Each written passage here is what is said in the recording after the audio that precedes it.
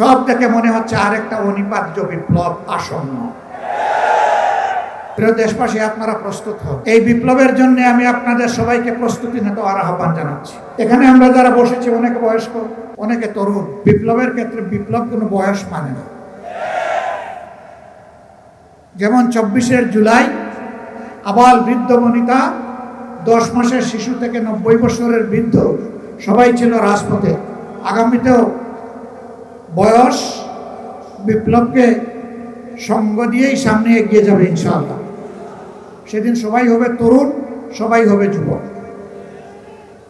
এবং ফ্যাসিবাদের বিরুদ্ধে লড়াই হবে আপোষহীন, তীব্র, বিজয় ছিনিয়ে আনার লড়াই হবে ইনশাআল্লাহ।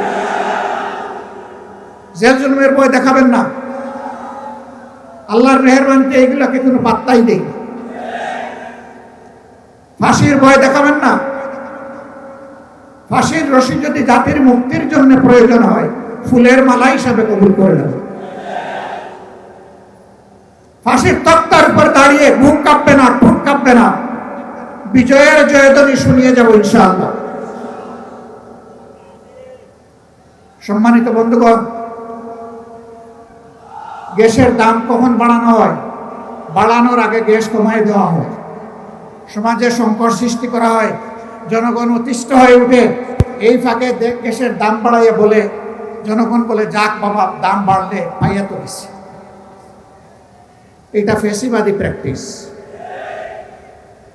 যদি দাম বাড়ানোর আগে সংকট সৃষ্টি হয়, আর সংকট সৃষ্টি হওয়ার কারণে যদি দাম বাড়ার পরে আবার সংকট দূর হয়ে যায়, তাহলে দাম না বাড়াইয়া সংকট দূর হয় না কেন? এটা জনগণের সাথে ধোঁকা, প্রতারণা। অতীতে যারা জনগণের সম্পদ লুণ্ঠন করেছে, চুরি করেছে, ডাকাতি করেছে, এখন সরকারি দলের দ্বিতীয় ব্যক্তি বলেছেন সেই চুরি ডাকাতি অপরাধের প্রবৃদ্ধি হয়েছে, কোনো পরিবর্তন হয় নাই। এটা আরেকটা রাজসাক্ষী, স্বীকারোক্তিমূলক জবানবন্দি, 164 ধারা। ওনারা সংবিধান বলেন তো, এই জন্য একটু সংবিধান বললাম। আসুন আমরা প্রতিজ্ঞা করি, জনগণের দুর্ভোগ যেখানে, সন্ত্রাস যেখানে, ফ্যাসিবাদ যেখানে, জনগণের অধিকার হরণ যেখানে, সেখানেই আমরা অগ্নিগিরি হয়ে জ্বলে উঠব ইনশাআল্লাহ। কোনো বাধা মানব না, কোনো বাধা মানব না ইনশাআল্লাহ, কোনো বাধা মানব না। আমাদের বিশ্বাস মহান আল্লাহ তাআলার উপরে। জমিনের কোনো শক্তিকে আমরা পরোয়া করি না। কোনো আধিপত্যবাদের কাছে বাংলাদেশ আর মাথা নত করবে না। কোনো শাসক গোষ্ঠী যদি মাথা নত করে, জনগণ তাদেরকে সমুচিত শিক্ষা দেবে।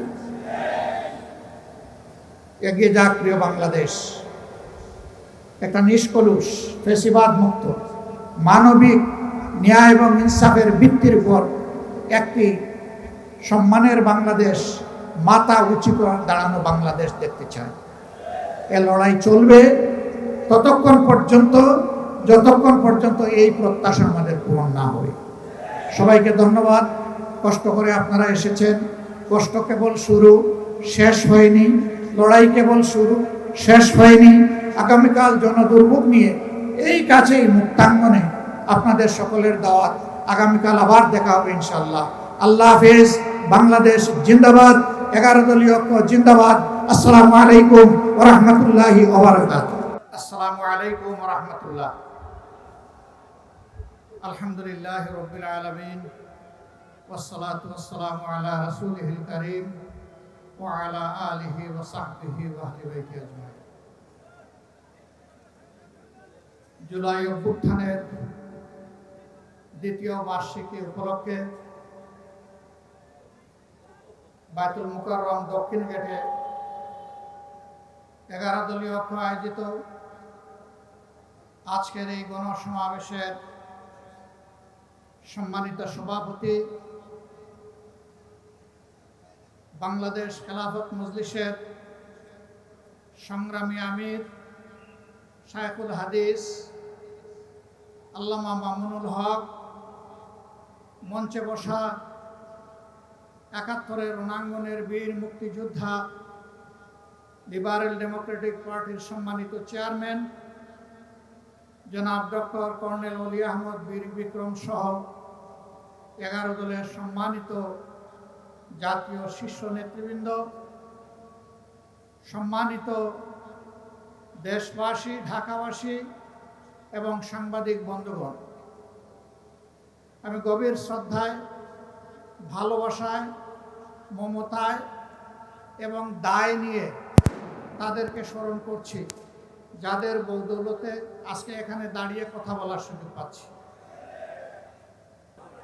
আজকের 11 দলীয় ঐক্যের সমাবেশে ইতিমধ্যে আমাদের মাঝে এসে উপস্থিত হয়েছেন 11 দলীয় ঐক্যের অন্যতম শীর্ষ নেতা, বাংলাদেশ জামাত ইসলামীর সংগ্রামী সহকারী সেক্রেটারি জেনারেল, বাংলাদেশ ইসলামী ছাত্র শিবিরের সাবেক কেন্দ্রীয় সভাপতি, বাংলাদেশ জামাত ইসলামী কেন্দ্রীয় নির্বাহী পরিষদের অন্যতম সদস্য, মহান জাতীয় সংসদের সম্মানিত জাতীয় সংসদ সদস্য, সিরাজগঞ্জ উল্লাপাড়া থেকে নির্বাচিত জাতীয় সংসদ সদস্য জননেতা জনাব মাওলানা রফিকুল ইসলাম খান এমপি, আমাদের মাঝে এসে উপস্থিত হয়েছেন বাংলাদেশ ইসলামী ছাত্র শিবিরের সাবেক কেন্দ্রীয় সভাপতি, বাংলাদেশ জামাত ইসলামীর কেন্দ্রীয় নির্বাহী পরিষদের অন্যতম সদস্য, বাংলাদেশ জামাত ইসলামী ঢাকা মহানগরী দক্ষিণের সংগ্রামী আমির, চাঁপাইনবাবগঞ্জ সদর আসন থেকে বিপুল ভোটে নির্বাচিত জাতীয় সংসদের মাননীয় সংসদ সদস্য জননেতা জনাব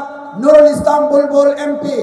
সংগ্রামী ভাই এবং বন্ধুগণ, আজকের এই সমাবেশে এখন আমাদের সামনে সংক্ষিপ্ত বক্তব্য রাখবেন নিজামুল হক নাঈম, মহাসচিব, বাংলাদেশ ডেভেলপমেন্ট পার্টির মহাসচিব নিজামুল হক নাঈম।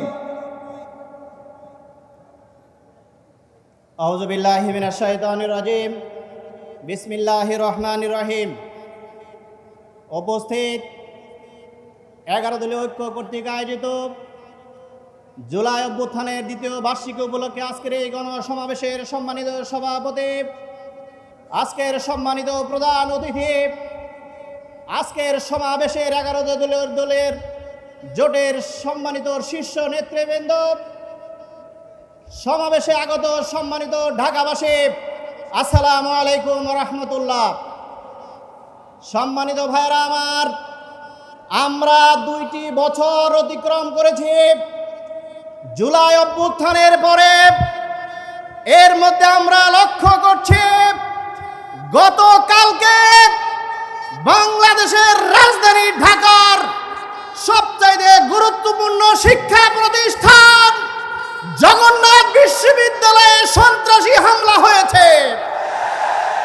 বাংলাদেশের শীর্ষ দিনী প্রতিষ্ঠান ঢাকা আলিয়া মাদ্রাসায় সন্ত্রাসী হামলা হয়েছে। ঢাকা আলিয়া মাদ্রাসার সম্মানিত প্রিন্সিপালকে আহত করা হয়েছে।